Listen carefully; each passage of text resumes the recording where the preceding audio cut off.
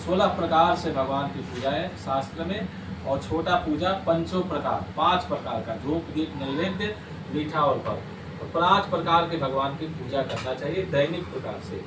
और किसी से कराना है तो 16 प्रकार की पूजा होती है भगवान की, जिसमें द्रव्य दक्षिणा भी कहा जाता है। लास्ट में दक्षिणा भी चढ़ाया जाता है। विद्वान लोग कहते हैं हर बार पैसे चढ़ा रहे हो, लेकिन शास्त्रों में लिखा है द्रव्य दक्षिणाम समर्पयामि, इसका मंत्र है हिरण्यगर्भः समवर्तताग्रे।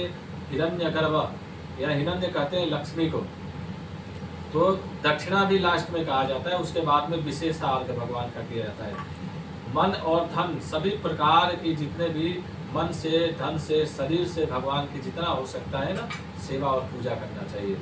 अपने से दशांश जो है 10वां अंग भगवान को अर्पित करना चाहिए।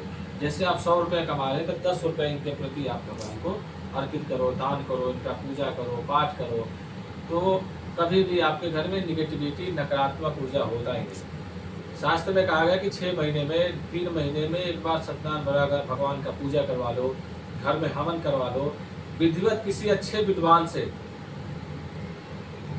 अब ऐसा नहीं किसी विद्वान को ले आए, आप अच्छा मंत्र बोल रहा है, आधा अच्छा मंत्र नहीं बोल रहा है, आधे जल गगरी छलकत जाए, आधी चीज है तो आपको भी नुकसान करेगा, जो बोल रहा है उसको भी करेगा।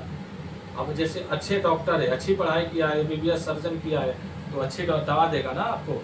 तो उसी प्रकार से किसी भी काम को अगर कराना है तो अच्छे प्रकार से पूरे तरीके से आप पूजा पाठ करवाइए, हवन कराइए, आरती करवाइए, तो आपके घर में जितना भी वास्तु दोष के लिए 1 साल में 6 महीने में एक बार जरूर कराना चाहिए। गौरी गणेश नवग्रह का वेदी बना के, षोडशों पूजा का वेदी बनवा करके, और फिर नवग्रह का करके लास्ट में आप हवन कराइए, मार्जन कराइए, तर्पण कराइए, आरती करवाइए। ये कराने से घर में कितना भी निगेटिविटी तंत्र मंत्र यंत्र क्यों ना हो, सब हवन में स्वाहा हो जाता है। और हवन से बहुत प्रकार की फायदा होता है। हवन में आहुतियाँ डालते हैं, स्वाहा जो होती है अग्नि की पत्नी है, उन्हीं द्वारा जो आहुति है वो भोजन जाता है उनको। जो आप हवन सामग्री है तो स्वाहा जब बोलते हैं तो उनको भोजन जाता है, और भोजन जाएगा, जो धुआं बनता है घी का सामग्री का, तो ऊपर जो है बादल बन करके वही वर्षा होता है। पहले के समय में ऋषि महर्षि इतने हवन पूजा करते थे तो देखो बारिश होते थे, शुद्ध वातावरण प्राकृतिक होता था। आजकल देखो पूजा पाठ एकदम लुप्त होते जा रहा है, कीर्तन लुप्त होते जा रहा है, ब्राह्मणों का, विद्वानों का, संतों का कोई सेवा नहीं हो रहा है, कोई उनका सम्मान नहीं कर रहा। तो धीरे धीरे कलयुग केवल नाम आधारा, अब कलयुग है केवल नाम आधारा, नाम ही श्रेष्ठ है, इसमें पूजा पाठ लुप्त होते जा रहा है। तो इसीलिए घर में कम से कम 3 महीना 6 महीना में एक बार जरूर पूजा करवाओ।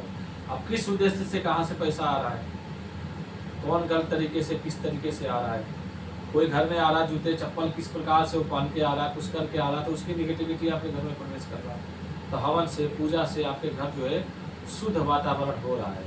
अब व्यक्ति को जो है ना, शास्त्र में 5 सुख बात बताया गया है, 5 सुख जो है व्यक्ति को बताया गया है। और ये 5 सुख अगर आदमी के पास हो तो समझो स्वर्ग घर पे ही है। क्या कहा गया है?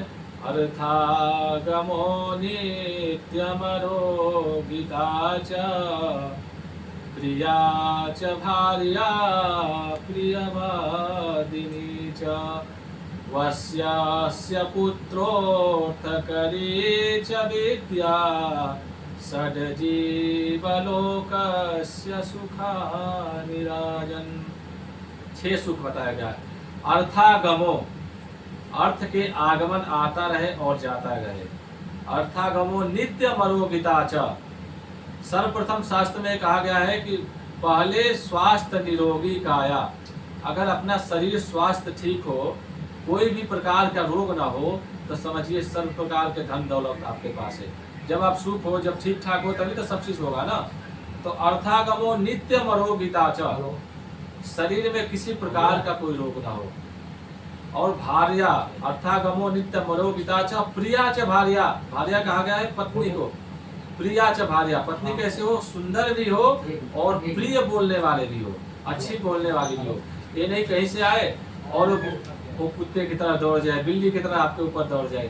तो प्रिया च भार्या प्रियवादिनी च, पुत्र पुत्री कैसे कहा गया है? वस्यस्य पुत्रोऽर्थकरी च विद्या, पुत्र अपने वश में हो, जिस प्रकार से उसको कहें, अच्छे प्रकार से कोई भी चीज़ कहें तो करे। और पिता को भी वैसे होना चाहिए कि जब संतान बड़ी हो जाए तब मित्रवत व्यवहार होना चाहिए, पुत्र की तरह नहीं, मित्र की तरह, उसको दोस्त की तरह समझे, उसको हर बात शेयर करे, उसकी बात सुने, माने। वश्यस्य पुत्रोर्थ करी च विद्या, विद्या कैसी होनी चाहिए, अर्थ करी।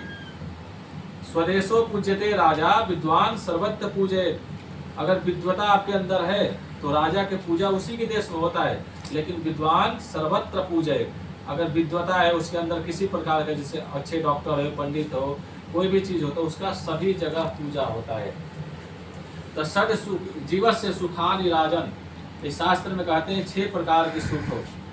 अर्थागम हो, पत्नी सुंदर हो, विद्या हो अर्थगमा, और पुत्र जो है अपने वश की हो, जो कहे उस प्रकार से हो, और पत्नी सुंदर भी हो और अच्छी बोलने वाली हो। तो इस प्रकार के सुख शास्त्रों में कहा गया है।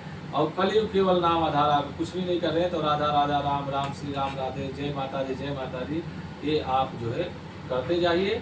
और कलयुग चंडो विनायक, कलयुग में तो केवल भगवती चंडी और गणेश जी का पूजा करना, ये देवी भागवत पुराण में लिखा हुआ है। इस प्रकार से पूजा और हवन अच्छे प्रकार से करते हैं तो सभी प्रकार की मनोकामनाएं आपकी पूरा होते। प्रेम से बोलो साचे दरबार की जय। भगवते सांब सदा शिवस्य की, काल हरा कष्ट हरा दुख हरा दारिद्र हरा सर्व पाप हर हर महादेव।